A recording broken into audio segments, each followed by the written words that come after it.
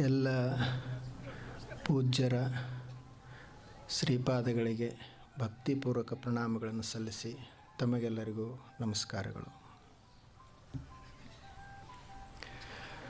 ನಮ್ಮ ಜೀವನ ಇದು ದೇವನ ಕೊಡುಗೆ. ಇದು ಸಾಮಾನ್ಯವಾದದ್ದಲ್ಲ. ದೇವರೇ ನಮಗೆ ಇದನ್ನು ಉಡುಗೊರೆಯಾಗಿ ನಮಗೆ ಕೊಟ್ಟಿದ್ದಾನೆ. ಇದು ಗಾಡ್ ಗಿಫ್ಟ್ ಅಂತಿರ್ತಾರಲ್ಲ, ನಿನಗೆ ಗಾಡ್ ಗಿಫ್ಟ್ ಅದಪ್ಪ, ನೀನು ಸಾಮಾನ್ಯನಲ್ಲ. ಹಾಗೆ ಪ್ರತಿಯೊಬ್ಬ ಮನುಷ್ಯನೂ ಗಾಡ್ ಗಿಫ್ಟ್. ನಮ್ಮ ಜೀವನನೇ ಇದು ಒಂದು ದೇವನ ಉಡುಗೊರೆ. ಇದು ಸಾಮಾನ್ಯ ಜನರು ಮಾಡಿದ್ದಲ್ಲ. ಇದು ಗಾಡ್ ಮೇಡ್, ಮ್ಯಾನ್ ಮೇಡ್ ಅಲ್ಲ. ಇದು ನನ್ನ ಮನುಷ್ಯ ಮಾಡಿಲ್ಲ. ನಮ್ಮ ಜೀವನವನ್ನು ದೇವರು ಮಾಡಿದ. ಇಂಥ ಜೀವನವನ್ನು ನಾವು ಸಮೃದ್ಧಗೊಳಿಸಿಕೊಳ್ಬೇಕು. ಅದಕ್ಕೆ ಏನು ಮಾಡಬೇಕು ಅಂತಂದ್ರೆ, ಎಲ್ಲ ಋಷಿಗಳು, ಮುನಿಗಳು, ಸಂತರು, ಶರಣರು ಎಲ್ಲರೂ ಏನು ಹೇಳ್ತಾರೆ, 1-2 ಕೆಲಸ ಮಾಡಿದ್ರೆ ನಮ್ಮ ಜೀವನ ಸಮೃದ್ಧ ಆಗ್ತದೆ ಮತ್ತು ಅದು ಸಾರ್ಥಕ ಆಗ್ತೈತಿ ಅಂತ ಹೇಳ್ತಾರೆ. ಏನು ಮಾಡಬೇಕು? ಮೊದಲನೇ ಕೆಲಸ, ನಮಗೇನಿದು ಒಂದು ಜೀವನ ಸಿಕ್ಕದ, ಇದನ್ನು ಬಡವು ಮಾಡಬಾರ್ದು. ಇದನ್ನು ಬರೇ ಗಳಿಸೋದಕ್ಕಾಗಿ, ಬರೇ ಸಂಗ್ರಹಿಸುವುದಕ್ಕಾಗಿ ಇದನ್ನು ಬಳಸಬಾರ್ದು. ಇದನ್ನು ಅನುಭವಿಸುವುದಕ್ಕಾಗಿ ಬಳಸಬೇಕು. ಮತ್ತು ಎರಡನೇದು, ಸತ್ಯವನ್ನು ಅರಿಯಬೇಕು. ಯಾವ ಮನುಷ್ಯ ಈ ಭೌತಿಕ ಜೀವನದಲ್ಲಿ ಅನುಭವಗಳನ್ನು ಶ್ರೀಮಂತ ಮಾಡ್ತಾನೆ ಮತ್ತು ಸತ್ಯವನ್ನು ಅರಿತುಕೊಳ್ತಾನೆ, ಅವನ ಜೀವನ ಸಮೃದ್ಧ ಆಯಿತು ಅಂತ ಅದರ ಅರ್ಥ. ಇಲ್ಲಾಂದರೆ ನಾವು ನಮ್ಮ ಜೀವನವನ್ನು ಹಾಳು ಮಾಡ್ಕೊಳ್ತೀವಿ. ಒಬ್ಬ ಕುಡುಕ ತಂದೆ ಕುಡಿದು ಎಲ್ಲ ಜೀವನ ಹಾಳು ಮಾಡಿಕೊಂಡಿದ್ದ. ಶರೀರದೊಳಗೆ ಏನೂ ಉಳಿದಿರಲಿಲ್ಲ. ಅವನಿಗೆ ಒಬ್ಬ ಮಗ ಇದ್ದ. ಮಗನ ಮೇಲೆ ಭಾಳ ಪ್ರೀತಿ ಅವನಿಗೆ. ಆ ಮಗ ಶಾಲೆ ಕಲಿಬೇಕು, ದೊಡ್ಡವ ಆಗಬೇಕು ಅಂತ ಕನಸು ಕಾಣ್ತಿದ್ದ. ಅದಕ್ಕೆ ಶಾಲೆಗೆ ಹಾಕಿದ್ದ. ಅವನಿಗೆ ಹುಡುಗನಿಗೆಲ್ಲ ಕಲಿಸ್ತಿದ್ದ. ಒಂದು ದಿವಸ ಆ ಹುಡುಗ ಒಂದು ಬುಕ್ಕದೊಳಗೆ ಪೆನ್ ತೊಗೊಂಡು ಎಲ್ಲ ಗೀಚ್ ಹಾಕ್ಕೊಂಡು ಕುಳಿತಿದ್ದ. ಎಲ್ಲ ಬುಕ್ ತುಂಬ ಬರೀ ಅಡ್ಡ ಉದ್ದ ಗೆರೆ ಕೊರೆದು ಗೀಚ್ ಹಾಕ್ತಿದ್ದ. ಅವರ ಅಪ್ಪ ನೋಡಿದಲ್ಲ, ಅವನಿಗನಿಸ್ತು, ಏನಪ್ಪ ಇದು, ಎಂಥ ಬುಕ್ಕೆಲ್ಲ ಹಾಳು ಮಾಡಿಬಿಟ್ಟು, ನೀನು ಕಲಿತು ದೊಡ್ಡವ ಆಗಬೇಕಂತ ನಾನು ಶಾಲೆ ಕಲಿಸ್ಲಿಕ್ಕೆ ಪ್ರಯತ್ನ ಮಾಡ್ತಾ ಇದ್ದಾನೆ, ಆದರೆ ನೀನು ಬುಕ್ಕನ್ನೆಲ್ಲ ಕೆಡಿಸ್ತಾ ಇದ್ದೀಯ. ಅವಾಗ ಅವನು ಹುಡುಗ ಹೇಳಿದ, ನೋಡು, ಇದೇನು ಒಂದು 10 ರೂಪಾಯಿದ ಬುಕ್ ಅದು, ಒಂದು 10 ರೂಪಾಯಿದ ಪೆನ್ ಅದ. ನಾನು ಗೀಚ್ ಹಾಕಿ ಇದನ್ನು ಕೆಡಿಸಿದ್ದೀನಿ. ನಿನಗೆ ಇಷ್ಟಕ್ಕನೇ ಎಷ್ಟು ನೋವಾಗೈತಿ. ಆದರೆ ನಿನಗೆ ದೇವರನ್ನುವ ಈ ಸೃಷ್ಟಿ 100 ವರ್ಷದ ಒಂದು ಜೀವನವನ್ನು ಕೊಟ್ಟಿತ್ತು, ಸುಂದರವಾದಂಥ ಶರೀರವನ್ನು ಕೊಟ್ಟಿತ್ತು. ಅದನ್ನು ಬಳಸಿಕೊಂಡು ನೀನು ಹಾಡಿ ಜೀವನವನ್ನು ಸ್ವರ್ಗ ಮಾಡುವಂತ ಕೊಟ್ಟಿತ್ತು. ಆದರೆ ನೀನು ಕುಡಿಯೋದಕ್ಕಾಗಿ ಬರೀ ಜೀವನವನ್ನೆಲ್ಲ ಹಾಳು ಮಾಡಿದಿ. ಆ ದೇವರಿಗೆ ಎಷ್ಟು ನೋವಾಗಿರಬೇಕು ಅಂತ ಆತ ಹೇಳಿದ. ನಾವು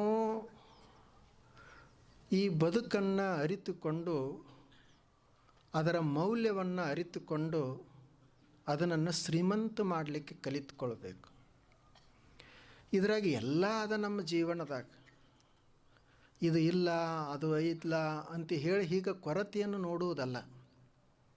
ಈಗ ನೋಡ್ರಿ, ಅಪ್ಪುಗಳು ಹೇಳ್ತಿದ್ರು, ಇಲ್ಲೆಲ್ಲ ಹೂ ತಂದಿಟ್ಟಾರ, ಎಲ್ಲ ಚೆಂಡು ಹೂ ಅದಾವ, ಗುಲಾಬಿ ಹೂ ಅದಾವ, ಉಳಿದೆಲ್ಲ ಹೂಗಳದಾವ. ಈ ಹೂ ಎಲ್ಲಿ ಬೆಳಿತಾವು ಅಂತಂದ್ರೆ ಎಲ್ಲಿ ಹೊಲಸಿರ್ತದೆ ಅಲ್ಲೇ ಬೆಳಿತಾವೆ. ಹೂವಿಗೆ ಯಾರೂ ಹಾಲನ್ನು ಎರೆಯುವುದಿಲ್ಲ. ಹೂವಿಗೆ ಎಲ್ಲ ಕೊಳಚಿ ನೀರನ್ನೇ ಹಾಕ್ತೀವಿ. ನಮ್ಮ ಮನೆಯಾಗ ಯಾವುದು ಬೇಡಾಗಿರ್ತದ ಅದನ್ನೇ ಹೋಗಿ ಬಳ್ಳಿಗೆ ಹಾಕ್ತೀವಿ. ಎಲ್ಲ ದುರ್ವಾಸ ಇರ್ತದೆ. ಆದರೆ ಹೂ ಏನು ಮಾಡ್ತೈತಿ ಅಂದರೆ, ಅದರದ್ದು ದೊಡ್ಡ ಗುಣ, ಅದು ದುರ್ಗಂಧವನ್ನೆಲ್ಲ ತೆಗೆದುಕೊಳ್ತದೆ. ತೆಗೆದುಕೊಂಡು ಯಾರು ದುರ್ಗಂಧ ಕೊಟ್ಟಾರ ಅವ್ರನ್ನ ಬೈಕೊಂತ ಹೋಗೋದಿಲ್ಲ. ಅದು ಅವರು ದುರ್ಗಂಧ ಕೊಡುವಾರ ಯಾಕೆ, ನಾನು ಸುಗಂಧವನ್ನು ಕೊಡಬೇಕಂತ ಅದನ್ನು ಸುಗಂಧವನ್ನಾಗಿ ಮಾಡ್ತದೆ. ಕುರೂಪವನ್ನೇ ಸುರೂಪನ್ನಾಗಿ ಮಾಡ್ತದೆ. ಅದಕ್ಕೆ ಒಂದು ದಿವಸ ಅದು ದೇವನ ತಲೆಯನ್ನು ಏರುತ್ತದೆ. ಅದು ನಮ್ಮ ಹಾಗೇನೆ ಬರೀ ಜಗತ್ತನ್ನು ಇನ್ನೊಬ್ಬರನ್ನು ಬೈಕೋಂತನೇ ಕುಳಿತಿತ್ತು ಅಂದರೆ ನಮ್ಮಂಗೆ ಸಾಮಾನ್ಯ ಆಗೇನೆ ಇರ್ತಿತ್ತು. ಆದರೆ ಯಾರು ಅದಕ್ಕೆ ಕೊಳಚಿ ನೀರು ಹಾಕ್ಯಾರ ಅವ್ರನ್ನೂ ಅದು ನೋಡುವುದಿಲ್ಲ. ತನ್ನ ಹತ್ತಿರ ಏನೈತೆ ಅದನ್ನು ಯೋಚಿಸುವುದಿಲ್ಲ. ಅದಕ್ಕೆ ಒಂದೇ ಏನು ಅಂತಂದರೆ, ನಾನು ಒಂದು ಹೂವನ್ನು ಕೊಡಬೇಕು, ನನ್ನಿಂದ ಎಷ್ಟು ಸಾಧ್ಯ ಆಗ್ತದೆ ಅಷ್ಟು ಜಗತ್ತನ್ನು ಸುಗಂಧಿತಗೊಳಿಸಬೇಕು ಅಂತದು ಪ್ರಯತ್ನ ಮಾಡ್ತದೆ. ಹಾಗೆ ದೇವರಿಗೆ ಯಾವಾಗ ಸಂತೋಷ ಆಗ್ತದಂದ್ರೆ, ನಾವು ನಮ್ಮ ಬದುಕನ್ನು ಒಂದಿಷ್ಟು ಸುಗಂಧಿತಗೊಳಿಸಿದಾಗ, ಇದನ್ನು ಶ್ರೀಮಂತಗೊಳಿಸಿದಾಗ ದೇವರಿಗೆ ಸಂತೋಷ ಆಗೋದು. ಸಮಸ್ಯೆಗಳಂತೂ ಎಲ್ಲ ಕಡೆ ಇದ್ದೇ ಇರ್ತಾವೆ. ನಾವು ಇಲ್ಲಿ ಭಾರತ ದೇಶದಲ್ಲಿರುವವರು ಏನಂತೀವಿ, ಭಾರತ ದೇಶದಾಗ ಸಮಸ್ಯೆಗಳು ಭಾಳ ಅದಾವಂತೀವಿ. ಅಮೇರಿಕಕ್ಕೆ ಹೋದ್ರೂ ಸಮಸ್ಯೆಗಳಿರುವುದೇ. ಅಮೇರಿಕಾದಾಗೂ ಇದ ಭೂಮಿ, ಅಮೇರಿಕಾದಲ್ಲಿನೂ ಇದ ಜನ, ಅಮೇರಿಕಾದಾಗ ಉದಿಸುವಂಥ ಸೂರ್ಯ ಏನು ಬೇರೆ ಇರುವುದಿಲ್ಲ, ಅಮೇರಿಕಾದಾಗಿರುವಂಥ ಚಂದ್ರ ಏನು ಬೇರೆ ಇಲ್ಲ, ಇದೇ ಎಲ್ಲ. ಆದರೆ ಬದುಕಬೇಕನ್ನುವಂಥವ ಅಮೇರಿಕಾ ಇರಲಿ ಭಾರತ ಇರಲಿ, ಆತ ಸುಂದರವಾಗಿ ಬದುಕ್ತಾನೆ. ಇನ್ನು ಆತನ ಮನಸ್ಸಿನಲ್ಲೇ ಸರಿ ಇರಲಿಲ್ಲ ಅಂದರೆ ಅವನು ಎಲ್ಲಿ ಓದಿಟ್ರು ಅವನು ಬದುಕುವುದಿಲ್ಲ. ಒಬ್ಬ ಹೆಣ್ಮಗಳು ಗಂಡನ ಮನೆಗೆ ಬಂದಿದ್ದಳು. ಮನೆಯಾಗ ಅತ್ತಿ ಕೆಲಸ ಹೇಳುವವಳು, ಮಾವನು ಕೆಲಸ ಹೇಳುವವ. ಆಕೆಗೆ ಕೆಲಸ ಮಾಡಿ ಮಾಡಿ ಬೇಜಾರಾಯಿತು. ಗಂಡನಿಗೆ ಹೇಳಿದಳು, ಇಲ್ಲೇನು ಬರೀ ಕೆಲಸ ಮಾಡೋದೇ ಆಯಿತು, ನಾ ತವ್ರ ಮನೆಗೆ ಹೋಗ್ತೀನಿ ಅಂತ ತವ್ರ ಮನೆಗೆ ಹೋದಳು. ಒಂದು ವಾರ ಆಗಿತ್ತು. ಗಂಡ ಹೆಂಡತಿ ಕಡೆ ನೋಡಲಿಕ್ಕೆ ಹೋದ. ಅಲ್ಲಿ ಮನ್ಯಾನವರು, ತವ್ರ ಮನ್ಯಾನವರು ಎಷ್ಟು ದಿವಸ ಇಟ್ಟುಕೊಳ್ತಾರೆ ಖಾಲಿ. ಮೊದಲನೇ ದಿವಸ ಬಂದಿದ್ದಳು, ಭಾಳ ದಿವಸಿಗೆ ಬಂದಾಳ ಅಂಥೇಳಿ ಅವತ್ತೆಲ್ಲ ಏನೂ ಯಾರೂ ಹೇಳಲಿಲ್ಲ. ಮರುದಿವ್ಸ ತಾಯಿ ಹೇಳಿದಳು, ಇವತ್ತು ಹೆಂಗೂ ಬಂದದಿ, ನೀನೇ ಒಂದು ಸ್ವಲ್ಪ ಅಡುಗೆ ಮಾಡು ಅಂತ ಅಡುಗೆ ಮಾಡಕ್ಕೆ ಹಚ್ಚಿದಳು. ಆನಂತರ ಅಣ್ಣೊಂದಿಷ್ಟು ಹೇಳಕತ್ತ, ತಮ್ಮೊಂದಿಷ್ಟು ಹೇಳ್ತಿದ್ದ. ತವರು ಮನೆಯಲ್ಲಿನೂ ಸಹಿತ ಕೆಲಸ ಮಾಡ್ತಿದ್ದಳು. ಗಂಡ ನೋಡಕ್ಕೆ ಬಂದ. ಈಕೆಗೆ ಗಂಡನ ಮಾತನಾಡಿಸ್ಲಿಕ್ಕಿನ ಸಮಯ ಇರಲಿಲ್ಲ, ಅಷ್ಟು ಕೆಲಸದಾಗ ತೊಡಗಿದ್ದಳು. ಅವಾಗ ಗಂಡಂದ, ನೀನು ಅಲ್ಲಿ ಗಂಡನ ಮನ್ಯಾಗ ನಮ್ಮ ಮನ್ಯಾಗ ಕೆಲಸ ಭಾಳ ಅದ ಅಂತ ಹೇಳಿ ಇಲ್ಲಿ ಬಂದು ಇಲ್ಲರೇ ಎಲ್ಲಿ ನಿನಗೆ ಸೌಡೈತಿ ಅಂದು. ಎಷ್ಟು ಕೆಲಸ ಮಾಡ್ತಾ ಅದೇ ಅಂತ. ಅವಾಗ ಆಕೆ ಹೇಳಿದಳು, ಏನು ಮಾಡೋದು, ತಾಯಿಗಾಗಿ ಮಾಡಬೇಕಲ್ಲ. ನಮ್ಮ ತಾಯಿ ಆಕೆ, ನಮ್ಮ ತಮ್ಮನಿಗಾಗಿ ಮಾಡಲೇಬೇಕಲ್ಲ. ನನ್ನ ಅಣ್ಣನಿಗಾಗಿ ಮಾಡ್ತಾ ಇದ್ದಾನೆ, ಅದಕ್ಕೆ ಮಾಡಲೇಬೇಕಾಗ್ತೈತಿ, ಇವರೆಲ್ಲ ನಮ್ಮವ್ರದಾರು ಅಂತ ಹೇಳಿದಳು. ಅವಾಗ ಆತ ಹೇಳಿದ, ನೋಡು, ಅದೇನು ನಮ್ಮ ಮನೆ ಅದಲ್ಲ, ಅದು ನಿಂದ ಮನೆ ಅಂತ ತಿಳ್ಕೊ. ಮತ್ತು ನೀ ಯಾರಿಗಾರೆ ಬೇರೆಯವರಿಗೆ ಮಾಡ್ತೀನಿ ಅಂತ ತಲೆಯಾಗ ಹಾಕ್ಕೊಂಡಿ ಅಂತಂದ್ರೆ ತ್ರಾಸಾಗ್ತದೆ. ನಮ್ಮವರಿಗಾಗಿ ಮಾಡ್ತೀನಿ, ನನಗಾಗಿ ಮಾಡ್ತೀನಿ ಅಂತ ಮಾಡು, ಏನು ತ್ರಾಸೇ ಆಗೋದಿಲ್ಲ, ಕೆಲಸ ಆಗೋದಿಲ್ಲ, ಅದು ನಮಗೆ ಶ್ರಮವನ್ನು ಕೊಡುವುದಿಲ್ಲ. ಇಲ್ಲಾಂದ್ರೆ ನಿನಗೆ ಭಾಳ ತ್ರಾಸ ಆಗ್ತದೆ. ಹಾಗೆ ಈ ಜಗತ್ತಿನಾಗ ನಾವು ಯಾರಿಗಾರೇ ಮಾಡಾಕತ್ತೀವಿ ಅಂತ ಇಟ್ಕೊಳ್ಬಾರ್ದು. ನಮಗಾಗಿ ನಾವು ಮಾಡ್ತಾ ಇದ್ದೇವೆ, ನಮ್ಮ ಸಂತೋಷಕ್ಕಾಗಿ ನಾವು ಮಾಡುವುದು. ಆವಾಗ ನಮ್ಮ ಜೀವನ ಸಮೃದ್ಧ ಆಗ್ತದೆ. ಅದಕ್ಕೆ ಮೊದಲು ಏನು ಮಾಡಬೇಕು ಅಂತಂದರೆ ಇದನ್ನು ಬಳಸಲಿಕ್ಕೆ ಜೀವನವನ್ನು ಕಲಿಬೇಕು. ಅದಕ್ಕೆ ಇದೊಂದು ಸತ್ಸಂಗ ಇವತ್ತು ನಾವೆಲ್ಲರೂ ಪ್ರಾರಂಭ ಮಾಡೇವಿ. ಇದು ಬಹಳ ವಿಶೇಷವಾದದ್ದು. ಅಪ್ಪುಗಳವರು 10 ವರ್ಷದ ಹಿಂದೆ ಇದೇ ಗ್ರೌಂಡ್ದಾಗ ಪ್ರವಚನ ಹೇಳಿದರು ಅಂತ ಇಲ್ಲಿ ಅವರೆಲ್ಲರೂ ಹೇಳ್ತಿದ್ರು. ನಾನು ಒಂದು ತಿಂಗಳವಾಗ ಅವ್ರ ಜೋಡಿ ಇಲ್ಲೇ ಇದ್ದೆ. ಒಂದು ಸಲ ಅನ್ನಿಸ್ತದ, ಹೇಳೋರು ಹೇಳ್ತಿರ್ತಾರೆ, ಗ್ರೌಂಡ್ ಅದೇ, ಸ್ಟೇಜ್ ಅದೇ, ಮೈಕ್ ಹಚ್ಚವನು ಅವನೇ, ಕಾರ್ಯಕ್ರಮ ಆಯೋಜನೆ ಮಾಡಿದವರು ಅವರೇ, ಮತ್ತು ಹೇಳೋರು ಯಾರು? ಹೇಳೋರು ಒಬ್ಬರೇ ಬದಲದಾರ. ಆದರೆ ಅವರು ಅಪ್ಪುಗಳ ಶಿಷ್ಯರು ಅಂತಿದ್ದರು. ಅವ್ರದ್ದೊಂದು ದೊಡ್ಡ ಗುಣ ಅದು. ನಾವು ಅವರಿಗೆ ಶಿಷ್ಯರು ಆಗ್ತೀವಿ ಇಲ್ಲೋ ಗೊತ್ತಿಲ್ಲ, ಆದರೆ ಕಾಣಲಿಕ್ಕೇನು ಏನು ತಪ್ಪಿಲ್ಲ. ರಾಮ ತ್ರೇತಾಯುಗದಾಗ ಆಗಿ ಹೋಗ್ಯಾನ. ತ್ರೇತಾಯುಗ ಆಗಿ ಹೋಗಿ ದ್ವಾಪರ ಯುಗ ಮುಗಿದು ಕಲಿಯುಗ ಬಂದದ. ಈ ಕಲಿಯುಗದಾಗ 5 ವರ್ಷ ಆಗ್ಯದ. ಈಗ ಒಂದು ಕಲ್ಲಿನ ಮೂರ್ತಿಯನ್ನು ಕೂಡಿಸಿ, ಈ ಕಲ್ಲಿನ ಮೂರ್ತಿನೇ ತ್ರೇತಾಯುಗದೊಳಗೆ ಆಗಿ ಹೋಗಿರುವಂಥ ಬಾಲರಾಮ ಇವನೇ ಅಂತ ತಿಳ್ಕೊಳ್ಳುವಂಥ ನಾವಿರುವಾಗ, ಮತ್ತು ಮನೆ ಆಗಿರೋಂಥ ಹೋಗಿರುವಂಥ ಗುರುಗಳು ಈಗ ಯಾಕಿಲ್ಲ ಅಂತ ತಿಳ್ಕೊಳ್ಬೇಕು ಅಂತ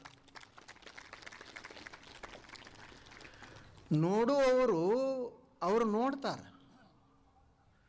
ನೋಡದೇ ಇರುವಂಥ ಮನುಷ್ಯರಿಗೆ ಅವರಿಗೆ ಸ್ವತಃ ಕಂಡ್ರೂ ಸಹಿತ ಅವ್ರಿಗೆ ಕಾಣುವುದಿಲ್ಲ. ಈಗ ನಾವು ಈ ಭಾವಚಿತ್ರದಲ್ಲಿ ಅಪ್ಪುಗಳನ್ನು ಕಾಣ್ತೀವಿ. ಭಾವಚಿತ್ರ ಏನದ? ಅದು ಕಾಗದದ ಕಟ್ಟಿಗೆ ಅದ. ಆ ಭಾವಚಿತ್ರ ಕಟ್ಟಿಗೆ ಕಾಗದನೇ ನಮಗೆ ಗುರುಗಳಾಗಿ ಕಾಣ್ತದೆ. ಅದರೊಳಗೆ ಏನಿಲ್ಲ, ಆದರೂ ಸಹಿತ ಅವರೇ ಅದಾರಂತ ಭಾವಿಸ್ತೀವಿ. ಇನ್ನು ಕಟ್ಟಿಗ್ಯಾಗ ಕಾಗದದಾಗ ಅಪ್ಪುಗಳು ಕಾಣ್ತಾರಂದ್ರೆ ಜೀವಂತ ಇರೋವರಲ್ಲಿ ಯಾಕೆ ಕಾಣಬಾರದು? ಮನುಷ್ಯನಿಗೆ ಅದೊಂದು ಕಾಣ್ತದೆ. ನಮಗೆ ಹೇಳ್ತಾ ಇದ್ರು ಅವರು, ನಿನ್ನೆ ಪ್ರಸಾದ ಮಾಡೋರು ಸಹಿತ ಮೊದಲು ಯಾರು ನಮ್ಮ ಸ್ವಾಮಿಗಳಿಗೆ ಪ್ರಸಾದ ಮಾಡ್ತಿದ್ರಂತ ಅವರೇ ನಮಗೆ ಪ್ರಸಾದ ಮಾಡಾಕತ್ಯಾರಂತ. ಮುಂದೆ ನಾವು ಗಾಡಿಯಾಗ ಕುಳಿತು ಬಂದೀವಿ. ಗಾಡಿ ಏನರಪ್ಪ ಡ್ರೈವರ್ ಯಾರು ಅಂತ ಕೇಳಿದ್ರೆ ಅಪ್ಪುಗಳಿಗೆ ಯಾರು ಗಾಡಿ ತಂದಿದ್ದು ಅವನೇ ಡ್ರೈವರ್ ಅದಾನಂತ. ಗಾಡಿನೂ ಅವ್ರದ್ದೇ ಅದಂತ, ಆದರೆ ಈ ಗಾಡಿ ಬೇರೆ ಅದಂತ. ಅವಾಗಿನ ಗಾಡಿನೇ ಅವ್ರದ್ದೇ ಗಾಡಿ, ಈಗೊಂದು ಗಾಡಿ ಇದನ್ನು ತಂದಾರ. ನೋಡ್ರಿ ಅವ್ರಿಗೆ ಎಷ್ಟು ಸಂತೋಷ. ನಾವು ಅವಾಗ ಮಾಡಿದ್ದೀವಿ, ಈಗ ಮಾಡೋಣ. ಈಗಿನವ್ರು ಇವರು ನಾನಂತೂ ಅವ್ರಂಗೆ ಆಗೋದಿಲ್ಲ. ಆದ್ರೆ ಹಂಗೆ ಯಾಕೆ ತಿಳ್ಕೊಂಡು ಮಾಡಬಾರ್ದು ಅಂತ ಇವ್ರದ್ದೆಲ್ಲಾರ್ದು. ಇದು ನೋಡ್ರಿ ವಿಶೇಷತೆ. ಆದ್ದರಿಂದ ಈ ಸತ್ಸಂಗ ಒಂದು ಭಾಳ ವಿಶೇಷವಾದದ್ದು. ಒಂದು ಕೆಲಸ, ಈ ಜೀವನವನ್ನು ನಾವು ಇಟ್ಟುಕೊಂಡು ಇದನ್ನು ತಿಳ್ಕೊಂಡು ಇದನ್ನು ಸಮೃದ್ಧಗೊಳಿಸ್ಕೊಳ್ಬೇಕು. ಇದನ್ನು ಸಂತೋಷದಿಂದ ತುಂಬಬೇಕು. ಇವತ್ತೆಲ್ಲರೂ ಒಂದು ಕೆಲಸ ಮಾಡೋದು. ನೀವೆಲ್ಲರೂ ಇಂಡಿಯವರು ನಿಮ್ಮ ಮನೆ ಮುಂದೆ ಯಾರೇ ಗಾಡಿ ನಿಲ್ಲಿಸಬಾರ್ದಂತ ಹೇಳಿ ನೋ ಪಾರ್ಕಿಂಗ್ ಅಂತ ಬರೆದಿರ್ತೀರಿ. ಸಾರ್ವಜನಿಕ ಸ್ಥಳದೊಳಗೆಲ್ಲ ನೋ ಸ್ಮೋಕಿಂಗ್ ಅಂತ ಬರೆದಿರ್ತಾರೆ. ಅಲ್ಲಿ ಧೂಮ್ರಪಾನ ಮಾಡಬಾರ್ದು. ಈಗ ಮನುಷ್ಯನಿಗೆ ಇವು ಅಷ್ಟೇ ಮಾಡಿದ್ರೆ ಸಾಲೋದಿಲ್ಲ. ಮನುಷ್ಯನಿಗೆ ಚಿಂತೆ, ಸ್ಟ್ರೆಸ್ ಭಾಳ ಹೆಚ್ಚಾಗ್ತದೆ.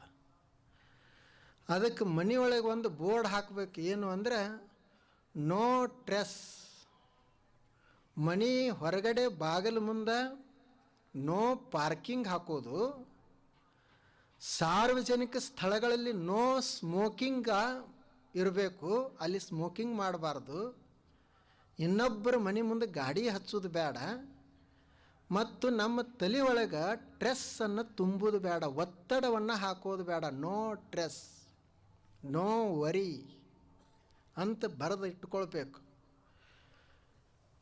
ಪ್ರತಿ ಕ್ಷಣವೂ ನಾವು ಚಿಂತೆ ಮಾಡ್ತಾ ಇರ್ತೀವಿ,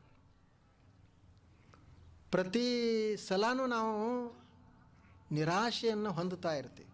ಅದು ಇರಬಾರ್ದು. ನಾವು ಉತ್ಸಾಹಿಗಳಾಗಿರಬೇಕು. ನಮ್ಮ ಜೀವನನೇ ಹಾಗೆ ಸಂತೋಷಕ್ಕಾಗಿ ಅದ ಅಂತ ಇಟ್ಟುಕೊಳ್ಬೇಕು. ಅದು ನನ್ನ ಸತ್ಸಂಗ ನಮಗೆ ಕಲಿಸಿಕೊಡ್ತದೆ. ನೋಡ್ರಿ, ಅಪ್ಪಗಳು ಹೆಂಗೆ ಬದುಕಿದ್ರೆ, ಅವ್ರು ಏನೂ ಇರಲಿಲ್ಲ ಅವ್ರ ಹತ್ತಿರ.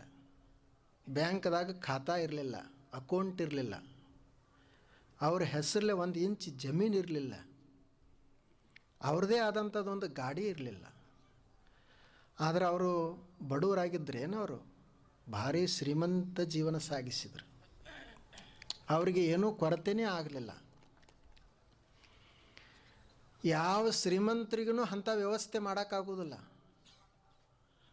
ನಾವೆಲ್ಲ ಸೇವಾ ಮಾಡ್ತಿದ್ದೀವಲ್ಲ, ಎಲ್ಲರೇ ನಮ್ಮನ್ನು ಸೇವಾದಿಂದ ತೆಗೆದಾರಂತ ಹಗಲ ರಾತ್ರಿ ಕಷ್ಟಪಟ್ಟು ಮಾಡಬೇಕಾಗ್ತಿತ್ತು. ಅವ್ರು ಯಾರಿಗೂ ಮಾಡಂತಿದ್ದಿಲ್ಲ. ಆದರೂ ಸಹಿತ ಎಷ್ಟು ಅವರಿಗೆ ಪ್ರಕೃತಿ ಎಲ್ಲ ಸಹಾಯಕ ಆಗ್ತಿತ್ತು. ಯಾಕೆ ಅಂತಂದರೆ ಅವರು ಸತ್ಯವನ್ನು ಅರಿತಿದ್ರು, ಅನುಭವಿಸಿದ್ರು. ಮೊದಲನೇ ಕೆಲಸ ಇದು. ನಮ್ಮ ಜೀವನವನ್ನು ನಾವು ತಿಳ್ಕೊಳ್ಳೋದು, ಆನಂತರ ಸತ್ಯವನ್ನು ಅರಿತುಕೊಳ್ಬೇಕು. ಅರವಿಂದ ಘೋಷರು ಅಪ್ಪಗಳೇ ಹೇಳಿದ್ದದು. ಅರವಿಂದ ಮಹರ್ಷಿಗಳು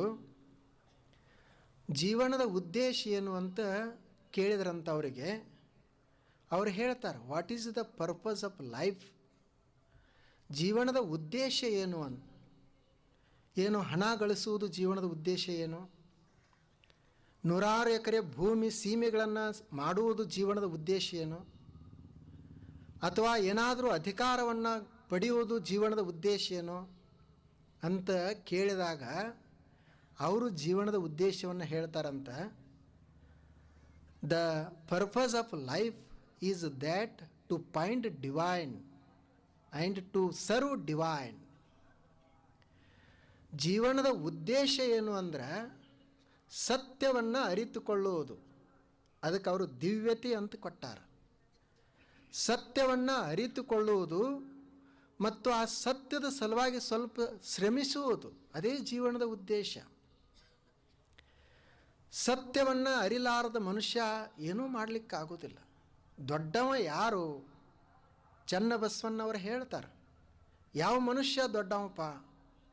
ಅಧಿಕಾರದಲ್ಲಿರುವವ ದೊಡ್ಡವನು, ಹಣ ಗಳಿಸಿದವನು ದೊಡ್ಡವನು, ಅಥವಾ ವಯಸ್ಸಾದವ ದೊಡ್ಡವ ಅಂತ ಕೇಳಿದ್ರೆ ಅವರು ಹೇಳ್ತಾರೆ, ಅಕ್ಕ ಮಹಾದೇವಿಯವರ ಕುರಿತು ಹೇಳ್ತಾರೆ, ಅಜಕಲ್ಪ ಕೋಟಿ ವರುಷದವರೆಲ್ಲ ಹಿರಿಯರೇ, ಹುತ್ತೇರಿ ಬೆತ್ತ ಬೆಳೆದು ತಪಸ್ವಿಗಳೆಲ್ಲ ಹಿರಿಯರೇ, ನಡು ಮುರಿದು ಗುಡುಗೂರಿ ನೆರೆ ತೆರೆ ಹೆಚ್ಚಿ ಮತಿಗೆಟ್ಟು ಒಂದ ನಾಡ ಹೋಗಿ 9 ನಾಡುವ ಅಜ್ಞಾನಿಗಳೆಲ್ಲ ಹಿರಿಯರೇ, ಅಣುವನರಿದು ಘನವ ಬೆರೆಸಿ ಹಿರಿದು ಕಿರಿದೆಂಬ ಭೇದವ ಮರೆದು ಕೂಡಲ ಚನ್ನ ಸಂಗಯ್ಯನಲ್ಲಿ ಬೆರೆಸಿ ಬೇರಿಲ್ಲದಿಪ್ಪ ಹಿರಿತನ ನಮ್ಮ ಮಹಾದೇವಿ ಅಕ್ಕಂಗಾಯಿತು ಅಂತ. ಯಾರು ಅಜಕಲ್ಪ ಕೋಟಿ ವರ್ಷದವರೆಲ್ಲ ಹಿರಿಯರೇ? 100 ವರ್ಷ ಬದುಕಿದವ್ರು ಹಿರಿಯರಲ್ಲ, ಅಜಕಲ್ಪ ಕೋಟಿ ವರ್ಷ ಬದುಕ್ಯಾರ, ಅವರೇ ಹಿರಿಯರೇನು? ಹುತ್ತೇರಿ ಬೆತ್ತ ಬೆಳೆದು ತಪಸ್ವಿಗಳೆಲ್ಲ ಹಿರಿಯರು, ಸಾವಿರಾರು ವರ್ಷಗಳವರೆಗೆ ತಪಸ್ಸು ಮಾಡ್ಯಾರ, ಅವ್ರು ಹಿರಿಯರೇನು? ಇನ್ನು ಶರೀರೆಲ್ಲ ಹಣ್ಣಾಗ್ಯದ, ಮುಪ್ಪಿನವರಾಗ್ಯಾರ, ಅವ್ರು ಹಿರಿಯರೇನು? ಇವರು ಯಾರೂ ಹಿರಿಯರಲ್ಲ. ಯಾರು ಹಿರಿಯರು ಅಂತಂದ್ರೆ ಅವ್ರು ಹೇಳ್ತಾರೆ, ಘನವ ಬೆರೆಸಿ ಅಂದರೆ ಸತ್ಯವನ್ನು ಕೂಡಿಕೊಂಡು, ಅಣುವನ್ನು ಅರಿತು, ಸತ್ಯವನ್ನು ಅರಿತು, ಹಿರಿದು ಕಿರಿದೆಂಬ ಭೇದವನ್ನು ಮರೆತು, ಯಾರು ಕೂಡಲ ಚನ್ನ ಸಂಗಯ್ಯನಲ್ಲಿ ಅಗಲಲಾರ್ದಂಗೆ ಕೂಡಿರ್ತಾರ, ಸತ್ಯದ ಜೊತೆಗೆ ಒಂದಾಗಿರ್ತಾರ, ಅವರು ಸಣ್ಣವರಿರಬಹುದು, ದೊಡ್ಡವರಿರಬಹುದು, ಹೆಣ್ಮಕ್ಳು ಇರಬಹುದು, ಪುರುಷರಿರ್ಬೋದು, ಅವರು ದೊಡ್ಡವರು ಅಂತ. ಆ ಮನುಷ್ಯ ಸುಖವಾಗಿ ಇರ್ತಾನೆ ಮತ್ತು ಆತ ಸಂತೋಷವಾಗಿರ್ತಾನೆ. ಸತ್ಯವನ್ನು ಅರಿಯುವುದು ಜೀವನದ ಮುಖ್ಯ ಧ್ಯೇಯ. ನಾವೆಲ್ಲ ಸುಖ ಪಡಬೇಕಂತ ಬಯಸ್ತೀವಲ್ಲ, ನಿಜವಾದ ಸುಖ ಯಾವಾಗ ಸಿಗ್ತದಂದ್ರೆ ನಾವು ಸತ್ಯವನ್ನು ಅರ್ಥಾಗನೇ ಸಿಗೋದು. ಈ ಪ್ರಪಂಚ ಎಲ್ಲಿವರೆಗೆ ಇರ್ತದ ಅಲ್ಲಿವರೆಗೆ ಇದು ಹೆಚ್ಚ ಕಡಿಮೆ ಇದ್ದೇ ಇರ್ತದೆ. ನಾವು ಒಂದು ದಿವಸ ಶೂನ್ಯರಾದಾಗನೇ ಸಂತೋಷ ಸಿಗೋದು. ನೋಡಿ, ನೀವು ಗಣಿತದಲ್ಲಿ ಒಂದಕ್ಕೂ ಸಮಾಧಾನ ಇಲ್ಲ, ಎರಡಕ್ಕೂ ಸಮಾಧಾನ ಇಲ್ಲ, 0 ಒಂದದ, ಅದೊಂದು ನಿಶ್ಚಿಂತದ. 1 2 ಸಮೀಪ ಹೋಯ್ತಂದ್ರೆ ನಾ ಸಣ್ಣವಂತ ಅನಿಸ್ತದ ಅದಕ್ಕೆ, ಮತ್ತು 1 ಇನ್ನೂ ನಾನು ಹೆಚ್ಚಾಗಬೇಕಂತ ಬಯಸ್ತದ. ಆದರೆ 0ಕ್ಕೆ ಏನು ಹೆಚ್ಚಾಗಬೇಕಂತಿಲ್ಲ, ಕಡಿಮೆ ಆಗ್ಬೇಕಂತಿಲ್ಲ. ಯಾರ ಹತ್ತಿರ ಹೋಗಿ ಕುಳಿತರೂ ಸಹಿತ ಅದು ನಾನು ಸಣ್ಣದು ಅನ್ನೋದಿಲ್ಲ, ದೊಡ್ಡದು ಅನ್ನೋದಿಲ್ಲ, ಯಾಕಂದ್ರೆ 0 ಅದು. ಹಾಗೆ ಯಾವ ಮನುಷ್ಯ ಸತ್ಯವನ್ನು ಅರ್ತಿರ್ತಾನ ಆತ ಯಾವಾಗಲೂ ಸಂತೋಷಿಯಾಗಿರ್ತಾನೆ. ನಾವು ತಿಳ್ಕೊಳ್ಳಾರ್ದವರು ನಂದು ಇವತ್ತು ಹೆಚ್ಚಾಯಿತು, ಇವತ್ತು ಕಡಿಮೆ ಆಯಿತು, ಒಬ್ಬರ ಹತ್ತಿರ ಹೋದ್ವಿ ಅಂದರೆ ದೊಡ್ಡವರಾಗಿ ಕಾಣ್ತೀವಿ, ಒಬ್ಬರ ಹತ್ತಿರ ಹೋದ್ವಿ ಅಂದರೆ ಸಣ್ಣವರಾಗಿ ಕಾಣ್ತೀವಿ. ಇವತ್ತು ಸುಖ ಇರ್ತದ, ನಾಳೆ ದುಃಖ ಇರ್ತದ. ಈ ಪ್ರಪಂಚ ಹೀಗೆ ಇರುವುದಿದು. ಆದರೆ ಯಾವಾಗ ನಮಗೆ ಶಾಶ್ವತವಾದ ಸುಖ ಸಿಗ್ತದಂದ್ರೆ ನಾವು ಸತ್ಯವನ್ನು ಅರ್ಥ ಆಗ.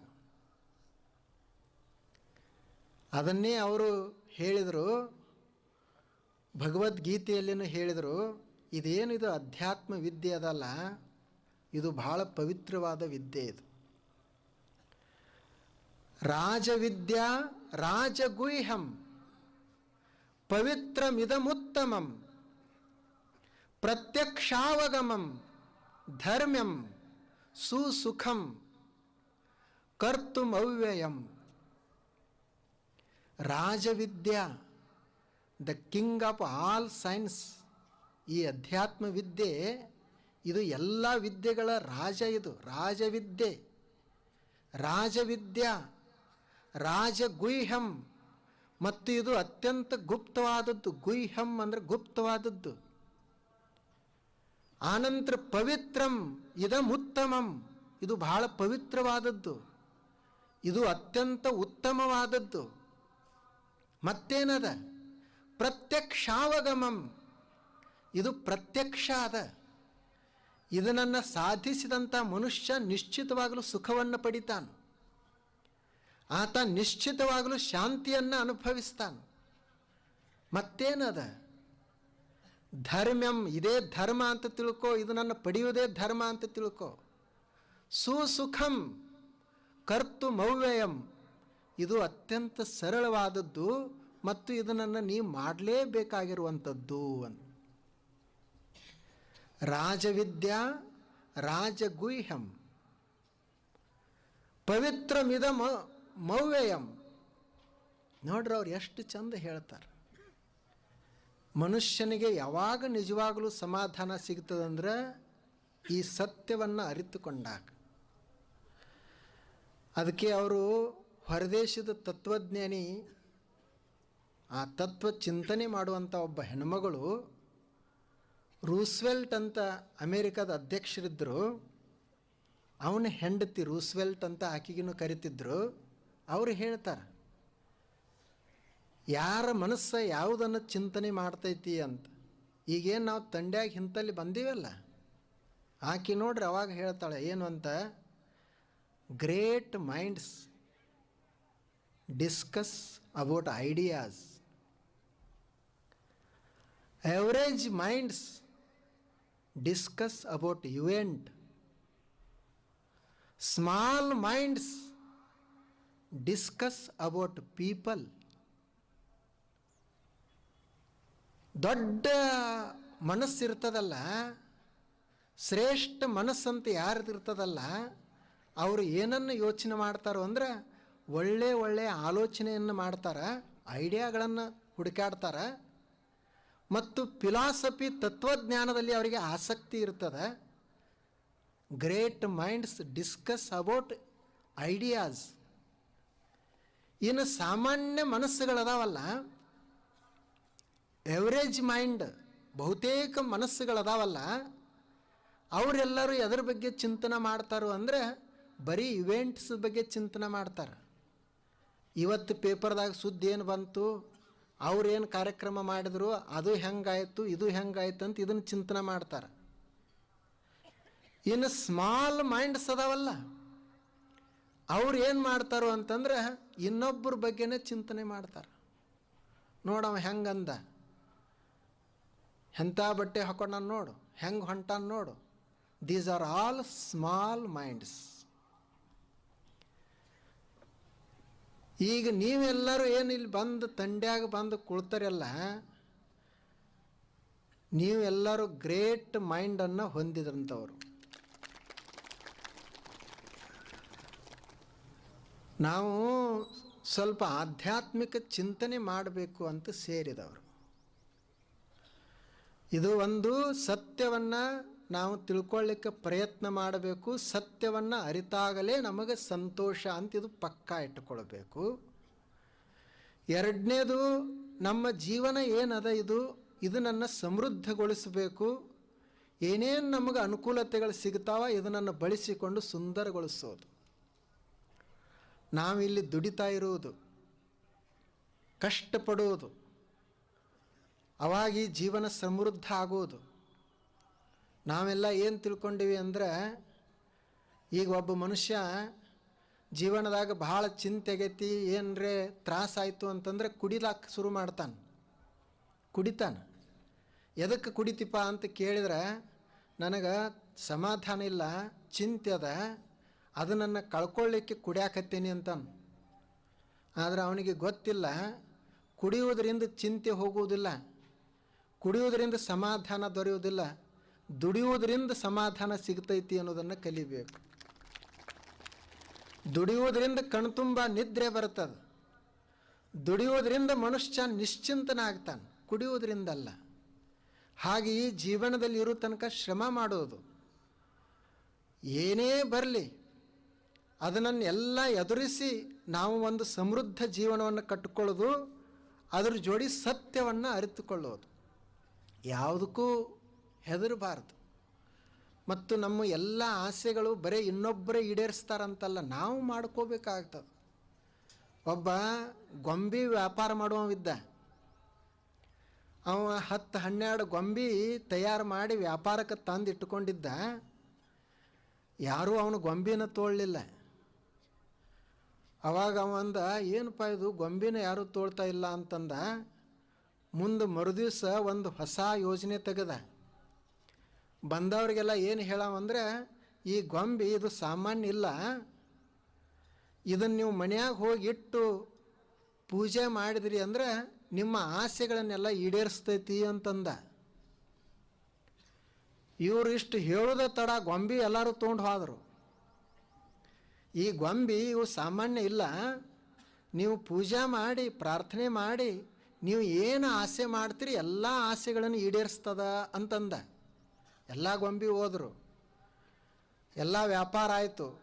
ಅವನು ಬದಿಗೇನೆ ಕಾಯಿಪಲ್ಯ ವ್ಯಾಪಾರ ಮಾಡವಿದ್ದಲ್ಲ, ಅವ ಈ ಗೊಂಬೆ ಅವನಿಗೆ ಕೇಳ್ದ, ಅಲ್ಪ ಏನು ಹುಷಾರ್ತನ ಮಾಡಿದಿ, ಎಲ್ಲ ಗೊಂಬೆ ವ್ಯಾಪಾರ ಮಾಡ್ಕೊಂಡು ಹೊಂಟೆಲ್ಲ, ಜನರಿಗೆ ಹೇಳ್ತಿ ಎಲ್ಲ ಆಸೆ ನಿಮ್ಮ ಆಸೆಗಳನ್ನು ಗೊಂಬೆ ಈಡೇರಿಸ್ತದ ಅಂತ ಹೇಳಿ ಅವ್ರಿಗೆ ವ್ಯಾಪಾರ ಮಾಡಿ ಕಳಿಸಿದಿ, ಮತ್ತು ಅಂಥ ಗೊಂಬೆ ಇತ್ತಂದ್ರೆ ನೀನೇ ಯಾಕೆ ನಿನ್ನ ಮನ್ಯಾಗ ನಿಂದು ಎಲ್ಲ ಆಸೆಗಳನ್ನು ಕೇಳಬಾರದು ಅಂತ ಕೇಳಿದ. ನೀನ ಪೂಜೆ ಮಾಡಿ ನೀನ ಪ್ರಾರ್ಥನೆ ಮಾಡಿ ನನಗಿದನ್ನು ಕೊಡು ಅಂತ ಕೇಳಿದ್ದಂದ್ರೆ ಎಲ್ಲ ಕೊಟ್ಟೇ ಬಿಡ್ತಿತ್ತಲ್ಲ ಗೊಂಬೆ ಅಂತಂದ. ಅವಂದ, ನೋಡು ನನಗೆ ಗೊತ್ತತಿ, ಜನರು ಅವ್ರು ತಿಳ್ಕೊಂಡವ್ರು ತಿಳ್ಕೊಳ್ಳಿ, ಅವ್ರ ಸಮಾಧಾನಕ್ಕಾಗಿ ತೆಗೆದುಕೊಂಡು ಹೋಗ್ಯಾರ. ಗೊಂಬೆ ನೋಡು, ನಾನು ನಿಜವಾಗಲೂ ಹೇಳ್ತೀನಿ, ಗೊಂಬೆ ನಮ್ಮ ಆಸೆಗಳನ್ನು ಪೂರೈಸುವುದಿಲ್ಲ, ಉಳಿದವರು ಯಾರೂ ನಮ್ಮ ಆಸೆಗಳನ್ನು ಪೂರೈಸುವುದಿಲ್ಲ. ನಿಜವಾಗಲೂ ನಮ್ಮ ಆಸೆಗಳು ಪೂರೈಸಬೇಕಾದ್ರೆ ಶ್ರಮನೇ ನಮ್ಮ ಆಸೆಯನ್ನು ಪೂರೈಸ್ತೈತಿ ಅಂತ.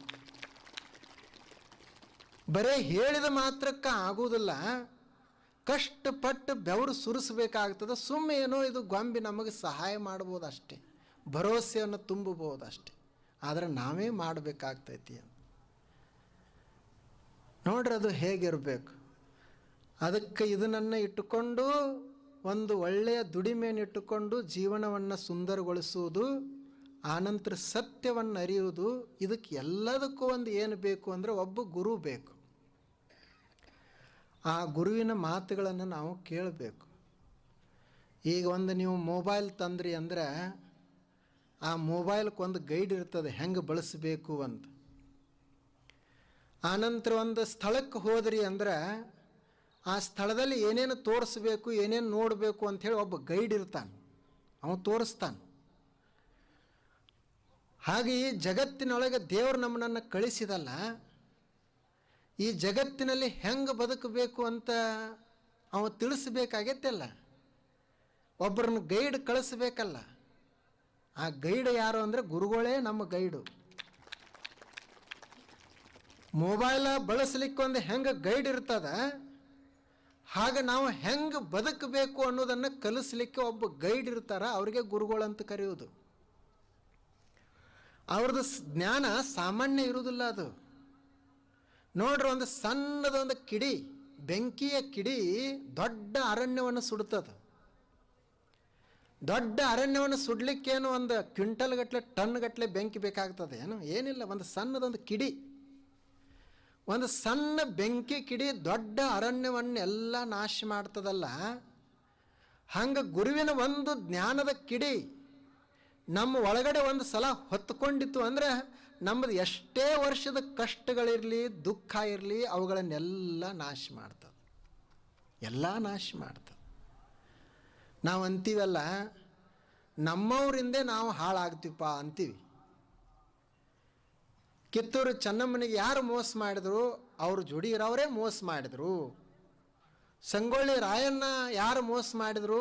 ಅವರು ಜೋಡಿ ಇರೋವರೇ ಮೋಸ ಮಾಡಿದರು. ಬೇರೆಯವರು, ಹೊರಗಿನವ್ರು ನಮ್ಮ ವೈರಿಗಳಲ್ಲ, ನಮ್ಮವರೇ ನಮಗೆ ವೈರಿ ಅಂತೀವಲ್ಲ. ಹೆಂಗೆ ನಮ್ಮ ಜೋಡಿ ಇದ್ದವರೇ ನಮಗೆ ವೈರಿ ಇರ್ತಾರಲ್ಲ, ನಿಜವಾಗಲೂ ನನಗೆ ವೈರಿ ಯಾರು ಅಂದರೆ ನಾನೇ. ಹೆಂಗೆ ನಮ್ಮ ಸಮೀಪ ಇದ್ದವರೇ ನನಗೆ ತೊಂದರೆ ಕೊಡ್ತಾರೆ, ನಮ್ಮ ಸಮೀಪ ಇದ್ದವರೇ ನಮ್ಮನ್ನು ನಾಶ ಮಾಡ್ತಾರೆ. ಹಂಗೆ ಒಂದು ವೇಳೆ ನನ್ನ ಶರೀರನೇ ನನಗೆ ಸಹಾಯ ಇರಲಿಲ್ಲ ಅಂದರೆ, ನನ್ನ ವಿಚಾರಗಳೇ ನನಗೆ ಸಹಾಯಕ ಇರಲಿಲ್ಲ ಅಂದರೆ ನಾನೇ ಹಾಳಾಗ್ತೀನಿ. ನನ್ನನ್ನು ಮೊದಲು ಸುಧಾರಿಸಿಕೊಳ್ಬೇಕು.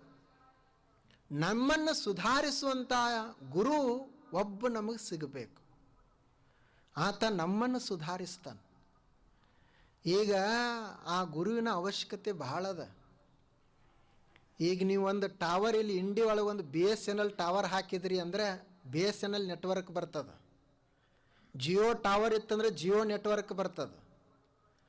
ಟವರ್ ಇರಲಿಲ್ಲ ಅಂದ್ರೆ ಬರೋದಿಲ್ಲ ನೆಟ್ವರ್ಕ್. ಹಾಗೆ ಒಬ್ಬ ಗುರು ಒಂದು ಊರಾಗಿದ್ದ ಅಂದ್ರೆ ಅಲ್ಲಿ ಅಧ್ಯಾತ್ಮ ಶುರು ಆಗ್ತದೆ. ಅವ ಜಿಯೋ ಟವರ್ ಅಲ್ಲ, BSNL ಅಲ್ಲ, ಸ್ಪಿರಿಚುವಲ್ ಟವರ್ ಆತ ಗುರು. ಆತ ಒಬ್ಬ ಕುಳಿತ ಅಂತಂದ್ರೆ ಸ್ಪಿರಿಚುವಾಲಿಟಿ ತಾನೇ ಶುರು ಆಗ್ತದೆ. ಅದೊಂದು ದೊಡ್ಡ ಟವರ್ ಹಾಕಿಸಿಬಿಡೋದು ಗುರು.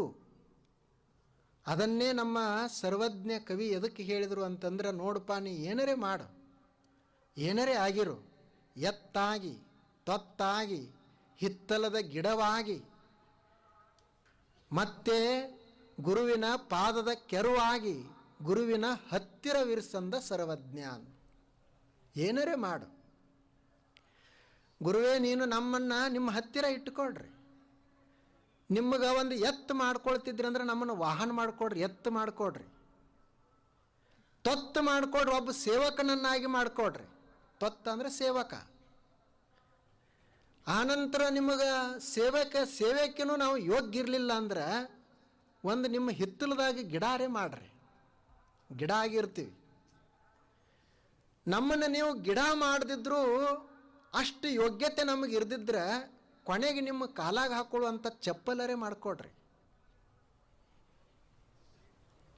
ನಿಮ್ಮ ಚಪ್ಪಲಾಗಿರೆ ನಿಮ್ಮ ಸಮೀಪ ಇರ್ತೀವಿ ನೋಡ್ರಿ. ಅವ್ರದ್ದು ಎತ್ತಾಗಿ ತೊತ್ತಾಗಿ ಹಿತ್ತಲದ ಗಿಡವಾಗಿ ಗುರುವಿನ ಪಾದದ ಕೆರುವಾಗಿ ನಿಮ್ಮ ಹತ್ತಿರದಲ್ಲಿರಿಸಂದ ಸರ್ವಜ್ಞ. ಅಷ್ಟೆಲ್ಲ ಯಾಕೆ ಕೇಳ್ಕೊಂಡ್ರು ಅಂದರೆ ಗುರುವಿನಲ್ಲಿ ಒಂದು ಅಂಥದ್ದು ಶಕ್ತಿ ಸಾಮರ್ಥ್ಯ ಇರ್ತದೆ. ಆತ ಒಬ್ಬ ಸಾಮಾನ್ಯ ವ್ಯಕ್ತಿಯನ್ನು ಅಸಾಮಾನ್ಯ ವ್ಯಕ್ತಿಯನ್ನಾಗಿ ಮಾಡ್ತಾನೆ.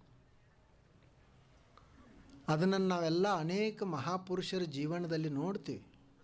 ರಾಮಕೃಷ್ಣ ಪರಮಹಂಸರು, ವಿವೇಕಾನಂದರು, ಪರಮಹಂಸರು ಬರೀ 52 ವರ್ಷ ಬದುಕಿದರು. ವಿವೇಕಾನಂದರು 38 ವರ್ಷ ಬದುಕಿದರು. ರಾಮಕೃಷ್ಣ ಪರಮಹಂಸರು ದೇಹ ಬಿಟ್ಟ ಬಳಿಕ ಅವ್ರಿಗೆ ಇವರೊಂದು 30-40 ಜನ ಶಿಷ್ಯರಿದ್ದರು. ಇನ್ನೆಲ್ಲ ಎಲ್ಲಿರೋದು, ಅವ್ರು ಮೊದಲು ದೇವಸ್ಥಾನದಾಗಿರ್ತಿದ್ರು, ಎಲ್ಲಿರೋದು ಅಂತ ಹೇಳಿ ಕಲ್ಕತ್ತದಾಗ ಒಂದು ಬಾಡಿಗೆ ಮನೆ ಮಾಡಿದರು. ಆದರೆ ಆ ಬಾಡಿಗೆ ಮನೆಯಾಗೂ ಭಾಳ ದಿವಸ ಇರಲಿಕ್ಕಾಗಲಿಲ್ಲ. ಯಾಕೆ ಅಂದರೆ ಬಾಡಿಗೆ ಕೂಡ ಅಷ್ಟು ಹಣ ಇರಲಿಲ್ಲ ಇವ್ರ ಹತ್ತಿರ. ಅಲ್ಲಿಂದ ಬಿಟ್ಟು ಊರು ಹೊರಗಡೆ ಒಂದು ಭೂತ್ ಬಂಗ್ಲಾ ಅಂತಿತ್ತು, ಅಲ್ಲಿ ಉಳ್ಕೊಂಡ್ರು. ಅಲ್ಲಿ ಯಾರೂ ಇರ್ತಿರ್ಲಿಲ್ಲ, ಭೂತ್ ಬಂಗ್ಲಾ ಅದು, ಅಲ್ಲಿ ಉಳ್ಕೊಂಡ್ರು. ಅಲ್ಲಿನೂ ಇರಲಿಲ್ಲ ಭಾಳ ದಿವಸ. ವಿವೇಕಾನಂದರು ರಾಜಸ್ಥಾನಕ್ಕೆ ಬಂದರು, ಉಳಿದ ಶಿಷ್ಯರು ಎಲ್ಲೆಲ್ಲೋ ಹೋದರು. ಅಲ್ಲಿ ರಾಜಸ್ಥಾನದಲ್ಲಿ ಬಂದಾಗ ಅಲ್ಲಿ ಒಬ್ಬ ರಾಜ ಇವ್ರನ್ನ ಅಮೇರಿಕಕ್ಕೆ ಕಳಿಸ್ತಾರೆ. ಅವರ ಹತ್ತಿರ ಹಣ ಎಷ್ಟಿತ್ತು ಅಂದರೆ ವಿವೇಕಾನಂದರ ಹತ್ತಿರ ಅಮೇರಿಕಕ್ಕೆ ಹೋಗಲಿಕ್ಕೆ ಎಷ್ಟು ಬೇಕೋ ಅಷ್ಟೇ ಹಣ ಇತ್ತು. ಆದರೆ ಗುರುವಿನ ಶಕ್ತಿ, ಗುರುವಿನ ಅನುಗ್ರಹ ಹೆಂಗಿರ್ತದೆ ನೋಡ್ರಿ. ಪರಮಹಂಸರು ಹೇಳಿ ಹೋಗಿದ್ರೆ ನಿಮಗೇನೂ ಕೊರತೆ ಆಗೋದಿಲ್ಲ ಅಂತ. ಇವರು ಹಡಗಿನಿಂದ ಹೋಗಿ ಅಮೇರಿಕಕ್ಕೆ ಇಳಿತಾರೆ. ಅಲ್ಲೊಬ್ಬ ಹೆಣ್ಮಗಳು ಇವರಿಗೆ ಭೇಟಿ ಆಗ್ತಾಳೆ. ನೀವು ಇವತ್ತು ನಮ್ಮ ಮನೆಗೆ ಬರಬೇಕು, ನನಗೊಂದು ಪ್ರೇರಣೆ ಆಗ್ಯದ, ಇಂಥ ಒಬ್ಬ ಸಾಧು ಬರ್ತಾನೆ, ಸನ್ಯಾಸಿ ಬರ್ತಾರ, ನೀವು ಅವ್ರಿಗೆ ರಕ್ಷಣೆ ಕೊಡಬೇಕು ಅಂತ ಒಂದು ಪ್ರೇರಣೆ ಆಗೈತಿ ಅಂತ ಹೇಳ್ತಾರೆ. ಆಕೆ ಎಲ್ಲ ವ್ಯವಸ್ಥೆ ಮಾಡಿ ಇವ್ರನ್ನ ಎಲ್ಲಿ ಮುಟ್ಟಿಸ್ತಾಳು ಅಂದ್ರೆ ಅದೇನು ಸರ್ವಧರ್ಮ ಸಮ್ಮೇಳನ ನಡೆದಿತ್ತು ಚಿಕಾಗೋಕ್ಕೆ ಮುಟ್ಟಿಸುವಂಥ ಕೆಲಸ ಮಾಡ್ತಾಳೆ. ಅಲ್ಲಿ ಮಾತನಾಡಿದ ಇವ್ರ ಭಾಷಣಗಳು, ಮಾತುಗಳು ಇಡೀ ಜಗತ್ತಿನ ತುಂಬ ಪ್ರಸಾರ ಅದು. ಇವತ್ತು ರಾಮಕೃಷ್ಣ ಆಶ್ರಮಗಳು ಜಗತ್ತಿನ ತುಂಬ ಬಂದು ಶಿಷ್ಯರಿಗೆ ಇರಲಿಕ್ಕೆ ಮನೆ ಇರಲಿಲ್ಲ, ಬಾಡಿಗೆ ಮನೆ ಆಗಿದ್ರು. ಅವ್ರಿಗೆ ಉಣ್ಲಿಕ್ಕೆ ಅನ್ನ ಸಹಿತ ಸಿಗ್ತಿರಲಿಲ್ಲ. ಅಷ್ಟು ಕಷ್ಟಪಟ್ಟು ಇದ್ರೂ ಸಹಿತ ಒಬ್ಬ ಶ್ರೇಷ್ಠ ತಪಸ್ವಿ ಗುರುವಿನ ಶಕ್ತಿ ಏನು ಮಾಡಿತು ಅಂದರೆ ಆ ಜ್ಞಾನವನ್ನು ಜಗತ್ತಿನ ತುಂಬ ಪ್ರಸಾರ ಆಗುವಂಗೆ ಮಾಡಿತು. ಹಾಗೆ ನಮ್ಮ ಅಪ್ಪುಗಳದು ಮತ್ತು ಅಪ್ಪುಗಳು ಗುರುಗಳಾಗಿರುವಂಥ ಮಲ್ಲಿಕಾರ್ಜುನ ಅಪ್ಪುಗಳದು ಅಂಥದೇ ಒಂದು ಸಾಮರ್ಥ್ಯ. ಈಗ ನಾವೆಲ್ಲ ಬರೀ ಅಪ್ಪುಗಳನ್ನು ನೋಡೇವಿ. ಇವರು ಹೆಂಗೆ ನಿರಾಭಾರ ಇದ್ರಲ್ಲ, ಇವ್ರಕ್ಕಿಂತಲೂ ಅಷ್ಟೇ ನಿರಾಭಾರ ಮಲ್ಲಿಕಾರ್ಜುನ ಅಪ್ಪುಗಳವರು. ಅವರು ಅವ್ರದ್ದೇ ಒಂದು ಗ್ರಂಥವನ್ನು ಬರ್ಕೊಂಡಾರ, ಪುರಾಣ ಅಂತ, ಅದಕ್ಕೆ ಶಿವಾನಂದ ಪುರಾಣ ಅಂತ ಇಟ್ಟಾರ ಹೆಸರ. ಅವರು ಹೇಳ್ತಾರೆ ಗುರುಗಳ ಶಕ್ತಿ ಹೆಂಗೆ ಕೆಲಸ ಮಾಡ್ತೈತಿ ಅಂತ. ಅವರು ಇರೋ ತನಕ ಶಿವಾನಂದ ಅಪ್ಪುಗಳದ ಒಂದು ಭಾವಚಿತ್ರ, ಅದಕ್ಕೆ ಉದ್ದಾಗಿ ಸಾಷ್ಟಾಂಗ ನಮಸ್ಕಾರ ಹಾಕೋರು. ಅದರಾಗ ಪುಸ್ತಕದಾಗ ಹೇಳ್ಕೊಂಡಾರ, ಅವರು ಇಲ್ಲಿಂದ ಕೊಳ್ಳೇಗಾಲಕ್ಕೆ ಹೋದ್ರಂತ. ಅದು ನಿಜಗುಂಡ್ರ ಕ್ಷೇತ್ರ, ಅಲ್ಲಿ ಕೈವಲ್ಯ ಪದ್ಧತಿ ಅಂತ ಏನೊಂದು ಗ್ರಂಥ ಬರೆದಾರ ನಿಜಗುಣ ಶಿವಯೋಗಿಗಳು. ಅವರು ತಪಸ್ಸು ಮಾಡಿದಂಥ ಶಂಭುಲಿಂಗನ ಬೆಟ್ಟ ಅದು, ಅಲ್ಲಿಗೆ ಹೋಗಬೇಕು ಅಂತ ಇವ್ರು ಹೋದರು. ಇವರು ಆವಾಗಿನ ಕಾಲಕ್ಕೆ ಏನು ಫೋನ್ ಇಲ್ಲ, ಪತ್ತಾ ಇಲ್ಲ. ಹೋದರು. ಅಲ್ಲಿ ಹೋದ ನಂತರ ಒಬ್ಬ ಮನುಷ್ಯ ಬರ್ತಾನೆ ಇವತ್ತು ಇವ್ರ ಹತ್ತಿರ, ನೀವು ನಮ್ಮ ಮನೆಗೆ ಇವತ್ತು ಬರಬೇಕು, ಸ್ನಾನ ಪೂಜೆ ಪ್ರಸಾದ ನಮ್ಮ ಮನೆಯಲ್ಲೇ ಹಾಕಬೇಕು ಅಂತ. ಅವಾಗ ಇವ್ರು ಅಂತಾರೆ, ನಿನಗೆ ಯಾರು ಹೇಳಿದರು? ನಾ ಅಂತೂ ಹಾಗೆ ಬಂದೆ, ಯಾರಿಗೂ ಹೇಳಿಲ್ಲ ಸಹಿತ, ನಿನಗೆ ಯಾರು ಹೇಳಿದರು ಅಂತ. ಆವಾಗ ಅವ್ರು ಹೇಳ್ತಾರೆ, ರಾತ್ರಿ ನನಗೊಬ್ಬರು ಬಂದು ಹೀಗೊಬ್ಬ ಸನ್ಯಾಸಿ ಬರುವದಾನ, ಗದಗದಿಂದನೋ ವಿಜಯಪುರದಿಂದನೋ, ನೀನು ಅವ್ರನ್ನ ಇವತ್ತು ನಿಮ್ಮ ಮನೆಗೆ ಕರ್ಕೊಂಡು ಹೋಗಬೇಕು, ಪ್ರಸಾದ ಮಾಡಿಸಿ ಕಳಿಸ್ಬೇಕು ಅಂತ ಪ್ರೇರಣೆ ಆಗೈತಿ ಅಂತ ಹೇಳಿದರು. ಅವ ಬಂದ ತಕ್ಷಣನೇ ಇವ್ರಿಗೆ ಕೇಳ್ತಾನೆ, ನೀವೇ ಏನೋ ಹಿಂಗೆ ಕೇಳಿದ ತಕ್ಷಣವೇ ಇವರು ಹೇಳ್ತಾರೆ. ನೋಡ್ರಿ ಹೇಗೆ ಸಂಬಂಧ ಇರಬೇಕು. ಗುರುವಿನ ಶಕ್ತಿ ಅದು ಕೆಲಸ ಮಾಡ್ತದೆ. ಅವರು ಮಲ್ಲಿಕಾರ್ಜುನ ಅಪ್ಪುಗಳು ಅವರು ಪ್ರವಚನ ಹೇಳಲಾರ್ದ ಊಟ ಮಾಡ್ತಿದ್ದಿಲ್ಲ. ಹೀಗೆ ಒಂದು ಸಲ ಒಂದು ಮನೆಗೆ ಹೋದರು, ಅವರಿಗೆ ಹಸು ಆಗಿತ್ತು. ಅವ್ರ ಮನೆಯವ್ರು ಹೇಳಿದ್ರು, ಏನರ ಸ್ವಲ್ಪ ಪ್ರಸಾದ ಮಾಡಿರಿ ಅಂತ. ಆದ್ರೆ ಇವ್ರು ಹೇಳಿದರು, ನಂದು ಒಂದು ನಿಯಮ ಐತಿ, ನಾನು ನಮ್ಮ ಗುರುಗಳಿಗೆ ಒಂದು ಕೊಟ್ಟೇನೆ ವಚನ. ನಂದು ನಿಯಮ ಏನೈತಿ ಅಂದರೆ ಪ್ರವಚನ ಹೇಳಲಾರ್ದ ಊಟ ಮಾಡಂಗಿಲ್ಲ. ನಿಮ್ಮ ಮನೆಯ ಊಟ ನಾ ಮಾಡಬೇಕಾಗಿತ್ತಂದ್ರೆ ಮೊದಲು ನೀವು ಇಬ್ಬರು ಗಂಡ ಹೆಂಡತಿ ಕುಳಿತುಕೊಂಡು ನಾನು ಪ್ರವಚನ ಕೇಳಬೇಕು, ಆನಂತರ ಊಟ ಮಾಡೋದು. ಹಾಗೆಲ್ಲ ಕಷ್ಟಪಟ್ಟಾರಂತ ಇಂಥ ನಡೆದಾಡುವ ದೇವರು ತಯಾರಾಗ್ಯಾರ. ಸುಮ್ಮನೆ ಆಗಲಿಲ್ಲ ಅವರು. ಅದಕ್ಕೆ ಎಷ್ಟೋ ವರ್ಷಗಳ ಶ್ರಮ ಅದ, ಎಷ್ಟೋ ವರ್ಷಗಳ ತಪಸ್ಸದ, ಅದು ಕೆಲಸ ಮಾಡ್ತದೆ. ಅಂಥ ಗುರುಗಳನ್ನು ನಾವು ಸ್ಮರಿಸ್ತಾ ಅವರ ಮಾತುಗಳನ್ನು ನೆನಪಿಸಿಕೊಳ್ಳುವಂಥ ಒಂದು ಕಾರ್ಯಕ್ರಮ ಇದು. ಇದು ಒಂದು ವಿಶೇಷವಾದಂಥ ಕಾರ್ಯಕ್ರಮ. ಅವರು ಇದೇ ಒಂದು ಸ್ವಲ್ಪ ತಿಂಗಳಲ್ಲಿ ನವಂಬರ್ ಡಿಸೆಂಬರ್ದಲ್ಲೇ 2013ರಲ್ಲಿ ಇಲ್ಲಿ ಪ್ರವಚನವನ್ನು ಮಾಡಿದ್ರು. ಅದರ ನೆನಪು ಆಗಲಿ ಅಂತ ಹೇಳಿ ನಾವೆಲ್ಲರೂ ಇಲ್ಲಿ ನೀವೆಲ್ಲ ಕೂಡಿದಿರಿ. ಬಹಳ ಸಂತೋಷ. ಕಾರ್ಯಕರ್ತರು ಎಲ್ಲ ಯುವಕರು ಹಿರಿಯರು ಬಹಳ ಶ್ರಮಪಟ್ಟು ಕಾರ್ಯಕ್ರಮವನ್ನು ಆಯೋಜನೆ ಮಾಡ್ಯಾರ. ಇಷ್ಟು ದೊಡ್ಡ ಗ್ರೌಂಡ್ ಎದಕ್ಕೆ ಹಿಡ್ದಾರಂದ್ರೆ, ನಾ ಭಾಳ ಚಲೋ ಪ್ರವಚನಕಾರ ಅದನೆ ಅಂತ ಹಿಡ್ದಿಲ್ಲ. ಅವರು ಇಂಡ್ಯಾಗ ಕೇಳೋರು ಹೆಚ್ಚದಾರ, ಅವ್ರಿಗೆ ಜಾಗ ಕಡಿಮೆ ಆಗಬಾರ್ದಂತ ಹಿಡ್ದಾರ. ನಾ ಭಾಳ ಅಷ್ಟು ಪ್ರವಚನ ಹೇಳೋದಿಲ್ಲ, ಏನೋ ಅಪ್ಪುಗಳು ಏನು ನೆನಪಿಸ್ಕೊಡ್ತಾರ ಅಷ್ಟೇ ಹೇಳೋದು. ಮತ್ತು ಎಲ್ಲ ನಿಮಗೆ ಗೊತ್ತಿರಲಾರ್ದು ಹೇಳಕ್ಕೆ ನಾ ಏನು ಕಂಪ್ಯೂಟ್ರ್ ಅಲ್ಲ, ನಾನು ನಿಮ್ಮಂಗೆ ಒಬ್ಬ ಮನುಷ್ಯ ಅದನ್ನು. ನನಗೆ ಎಷ್ಟು ತಿಳಿತದ ಅಷ್ಟು ನಾ ಹೇಳಬೇಕು. ಇಲ್ಲಿ ಎದಕ್ಕೆ ಕೂಡೋದು ಅಂತಂದ್ರೆ ಅವರನ್ನು ಸ್ಮರಣೆ ಮಾಡೋದು, ಒಂದು 4 ಮಾತುಗಳು ನಮ್ಮ ತಲೆ ಒಳಗೆ ಅವರು ಬರಲಿ ಅಂತ ಹೇಳಿ ಕೂಡುವುದು, ಇದೇ ಒಂದು ಸತ್ಸಂಗ. ಮತ್ತಿದು ತಂಡ ಅದಲ್ಲ, ತಂಡ ಎದಕ್ಕೆ ಬಿಡ್ತೈತಿ ಅಂದ್ರೆ ನಮ್ಮನ್ನು ಪರೀಕ್ಷೆ ಮಾಡಕ್ಕೆ ಬಿಡ್ತದ ಅದು. ನೋಡು ನೀವು ಪ್ರವಚನಕ್ಕೆ ಹೋಗ್ತಾನಂತಾನಲ್ಲ, ಹೆಂಗೆ ಹೋಗ್ತಾನೆ ನೋಡೋಣ ಅಂತ ತಂಡಿ ಬಿಡ್ತದೆ. ತಂಡ ಇರಲಿಲ್ಲ, ಮಸ್ತ್ ಪೈಕಿ ನಮಗೆ ಅನುಕೂಲ ಆದಾಗ ಬರೋದು, ಯಾರು ಬೇಕಾದಾರು ಬರ್ತಾರೆ. ಅದಕ್ಕೆ ಬರಲಿಕ್ಕೆ ದಾರಿಯಲ್ಲಿ ತೊಂದರೆಗಳಿರಬೇಕು, ವಿಪರೀತ ತಂಡ ಇರಬೇಕು. ಇಲ್ಲಿ ಹಾಸಾಕ ಕೂಡಾಕ ಏನೂ ತೊಂದರೆ ಅನುಕೂಲತೆ ಇರಬಾರ್ದು, ತೊಂದರೆ ಇರಬೇಕು. ಅದನ್ನು ಎಲ್ಲ ಲೆಕ್ಕಿಸದೆ ಬಂದು ಯಾರು ಕೂಡ್ತಾರಲ್ಲ ಅವನಲ್ಲಿ ಖರೆ ಆಸಕ್ತಿ ಐತಿ ಅಂತ ಅದರ ಅರ್ಥ. ಎಲ್ಲ ಅನುಕೂಲತೆ ಇದ್ದಾಗೆಲ್ಲ ಮಾಡ್ತಾರೆ. ಅದಕ್ಕೆ ನೀವೆಲ್ಲ ನೋಡ್ರಿ, ಇಷ್ಟು ಜನ ಬಂದರೆ ಭಾಳ ಸಂತೋಷ. ನೀವು ಒಂದು 18 ದಿವಸ ಬರ್ರಿ. ನಾ 18 ದಿವಸ ಆಶ್ರಮ ಬಿಟ್ಟೇನೆ, ಹೋಗೋದಿಲ್ಲ ಆಶ್ರಮಕ್ಕೆ, ಇಲ್ಲೇ ನಿಮ್ಮ ಊರಾಗಿರ್ತೀನಿ. 18 ದಿವಸ ನಾ ಮನೆಗೆ ಅಂದರೆ ಆಶ್ರಮಕ್ಕೆ ಹೋಗೋದಿಲ್ಲ. ನಿಮಗೆ ಅದು ಆಗೋದಿಲ್ಲ 18 ದಿವಸ ನಮ್ಮ ಜೋಡಿ ಇರೋದು. ನೀವು 18 ತಾಸು ಬರ್ರಿ, 18 ತಾಸು, ದಿವಸ 1 ತಾಸು.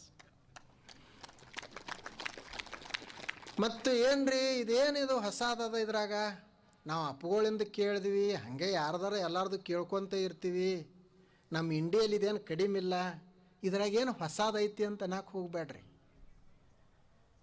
ಇದು ಅಧ್ಯಾತ್ಮ. ಮತ್ತು ಇದು ನಿಮಗೆ ಹಳಿದಾಗ್ತಿತ್ತಂದ್ರೆ ನಿಮ್ಮ ಪ್ರಪಂಚದಾಗ ಯಾವುದು ಹೊಸದೈತಿ? ಏನು ನಿಮ್ಮ ಹೆಂಡತಿ ಹೊಸದಳು, ಮಕ್ಕಳು ಹೊಸಬರು, ಮನೆ ಹೊಸದು, ಯಾವುದು ಹೊಸದು? ಅದೇ ಹಳೆ ಮನೆ ನಿಮ್ಮ ಅಜ್ಜ ಕಟ್ಟಿದ್ದು. ಯಾಕಪ್ಪ ಇಷ್ಟು ದಿವಸ ಇರಬೇಕು ಈ ಮನೆ, ಹಳೆ ಮನೆಯಾಗ ಅಂಥೇಳಿ ಒಂದು ದಿವಸ ಅನಿಸೈತಿ ಏನು? ಅದೇ ಹೆಂಡತಿ, ಅದೇ ಗಂಡ, ಅವೇ ಮಕ್ಕಳು. ಪ್ರಪಂಚ ಆದ್ರೆ ಒಂದು ದಿವಸ ಸಹಿತ ಇದು ಹಳಿದಂತ ಅನಿಸಿಲ್ಲ, ಮತ್ತು ಬರೀ ಅಧ್ಯಾತ್ಮನ ಹಳಿದಂತ ಅನಿಸ್ತದೆ ಏನು? ಅದಕ್ಕಾಗಿ ಇದು ಪ್ರತಿ ದಿವಸ ಹೊಸದಂತ ಇಟ್ಕೊಳ್ಬೇಕು. ಇದು ಅಧ್ಯಾತ್ಮ, ಇದು ನಿತ್ಯ ನೂತನ, ಇದು ಯಾವಾಗಲೂ ಹೊಸದಾಗಿರುವಂಥದ್ದು. ಇಂಥ ಒಂದು ಕಾರ್ಯಕ್ರಮವನ್ನು ನೀವೆಲ್ಲ ಮಾಡಿದಿರಿ.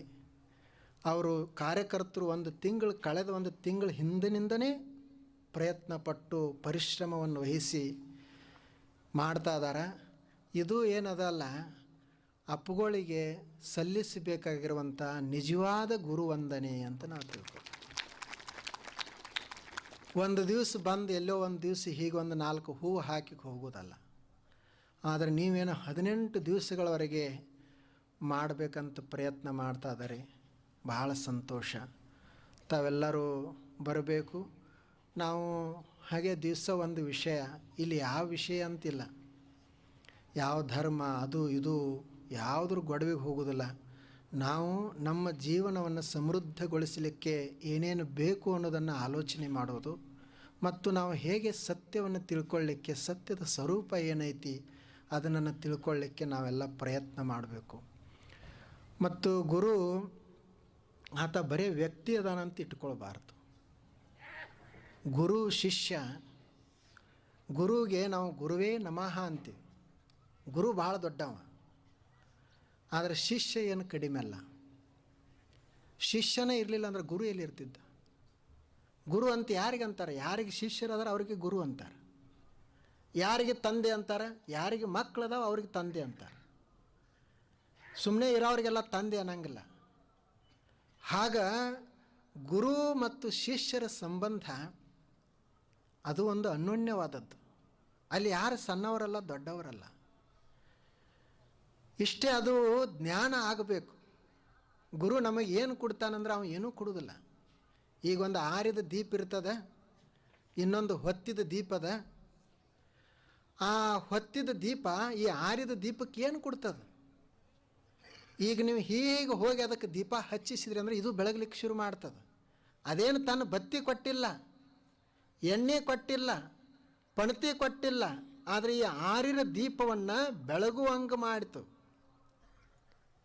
ಹಾಗೆ ನಾವು ಶಿಷ್ಯರು ಒಂದು ಆರಿದ ದೀಪ ಇದ್ದಂಗೆ, ಗುರು ಅಂದರೆ ಬೆಳಗುವ ದೀಪ ಇದ್ದಂಗೆ. ಆ ಗುರು ನಮಗೆ ಏನು ಕೊಡ್ತಾನೆ? ಅವೇನು ಸಂಪತ್ತು ನಮಗೆ ಕೊಡುವುದಿಲ್ಲ, ಮತ್ತೇನ್ರ ನಮಗೆ ಕೊಡುವುದಿಲ್ಲ, ನಮ್ಮನ್ನು ಬೆಳಗುವಂಗೆ ಮಾಡ್ತಾನೆ. ನಾವು ಬೆಳಕಾಗಬೇಕಷ್ಟೆ. ಯಾವಾಗ ಆತ ಬೆಳಕಾಗ್ತಾನೆ, ಶಿಷ್ಯ ಅನ್ನೋದು ಸಾಯ್ತದೆ, ಶಿಷ್ಯತ್ವ ಸಾಯ್ತದೆ. ಗುರು ಆದಾಗ ಅಲ್ಲಿ ಬರೇ ಅರಿವಷ್ಟೇ ಇರ್ತದೆ, ಶಿಷ್ಯ ಉಳಿಯುವುದನ್ನೇ ಇಲ್ಲ. ಅಂಥ ಜ್ಞಾನದ ಒಂದು ಸಾಧನ. ಅದನ್ನು ನಾವೆಲ್ಲ ಸ್ವಲ್ಪ ಸ್ವಲ್ಪ ಸಾವಕಾಶವಾಗಿ ಮಾಡೋಣ.